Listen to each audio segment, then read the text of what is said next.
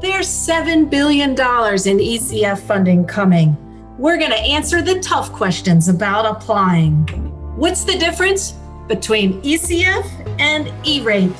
Both ERATE and ECF provide funding for internet access. The ERATE program provides funding for internet access on campus, and the ECF program provides internet access off campus. If we're 100% in-person learning, do we qualify? You can, provided that you have students that are taking devices off campus, for instance, in the evenings, on weekends, over breaks.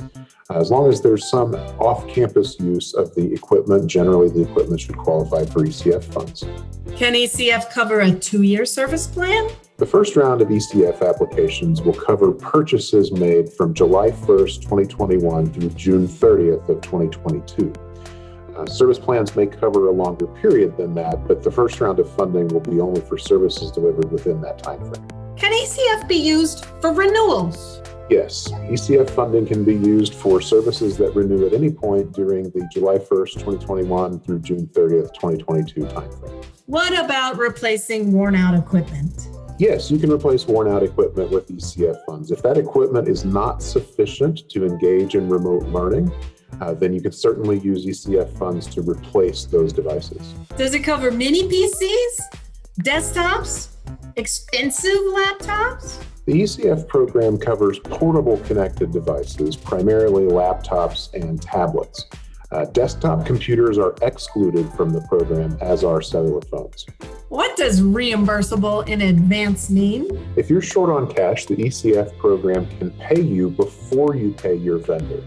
There will be some documentation required to show that the bills were paid. What do I need to submit to get reimbursed? You'll want to keep track of all of your bills that you've paid for eligible products and services, as well as bank account records to show that those bills were paid.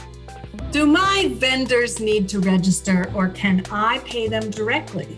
No, there is no registration requirement for vendors. If a vendor does not have a current service provider identification number, you can write them into the application manually.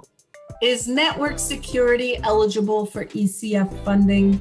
No, unfortunately, it's not, although some school districts have investigated alternative funding sources to provide security services. If you need help with your ECF application, contact Brian Stephens at Funds for Learning. If you need help doing your student assessment, or you need help with a price quote, contact Digital Wish at digitalwish.org.